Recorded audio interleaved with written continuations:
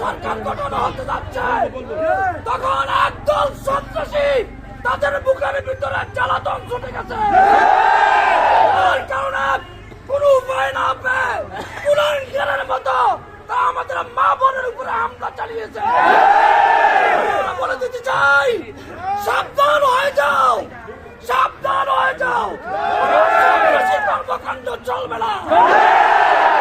আমরা হাসিনার মতো বেশিবাদকে দমন করতে পারছি, তোমাদের হাতকে ভেঙে দেওয়ার শক্তি আমাদের আছে।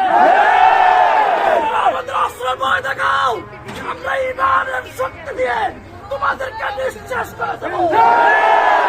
প্রশাসনকে বলবো, নীরব থাকবেন না, কোন দলের গোলামি করবেন না, তাহলে হাসিনার মতো আপনাদের পতন হবে।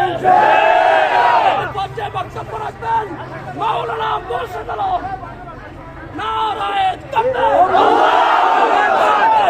কালো হাত গুলিয়ে দাও, ভেঙে দাও, গুলিয়ে দাও।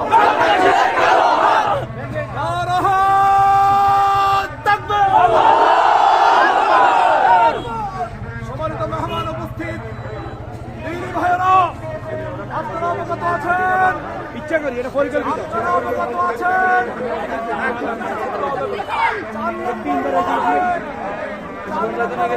আমাদের মা বোনদেরকে তাদের নির্বাচনী কার্যক্রমে বাধা দেওয়া হয়েছে।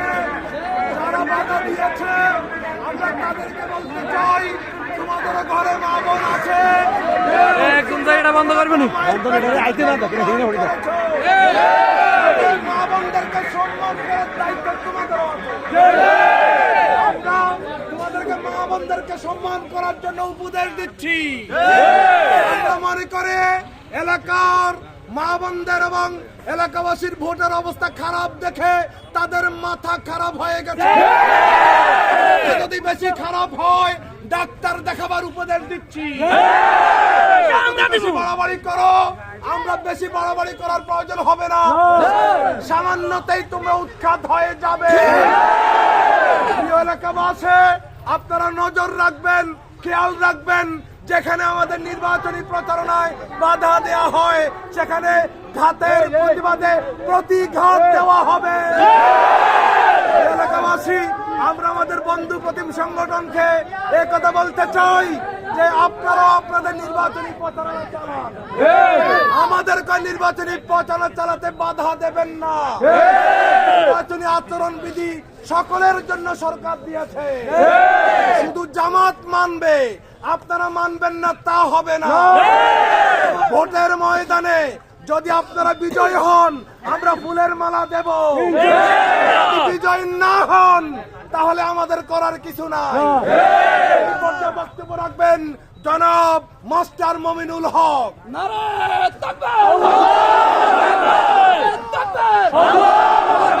আমাদের উপরে হামলা করো, জবাব চাই, জবাব দেব। সন্ত্রাসীদের কালো হাত ভেঙে দাও, গুলিয়ে দাও, ভেঙে দাও, গুলিয়ে দাও। সন্ত্রাসীদের কালো হাত বাংলাদেশ জামাত ইসলামী আসেনি, বাংলাদেশ জামাত ইসলামী আসেনি, পুলিশ সৈনিকেরা আসেনি। আসসালামু আলাইকুম রহমতুল্লাহ। সংগ্রামী বিক্ষুব্ধ জনতা, আজকে অত্যন্ত বেদনা বিধুর কণ্ঠে উচ্চারিত হচ্ছে, বাংলাদেশে একটি গণতান্ত্রিক ব্যবস্থায় একটা নির্বাচন আসছে। দীর্ঘ 17 বছর অনেকে ভোট দিতে পারে নাই, যাদের বয়স এখন 35 থেকে 40 তারা একবারও ভোট দিতে পারে না। 12 তারিখে একটা ভোট হবে, অবাধ ও নিরপেক্ষ, সন্ত্রাস মুক্ত, চাপ মুক্ত। সেই নির্বাচনের জন্য মানুষ ভোট দেওয়ার জন্য উন্মুখ হয়ে আছে।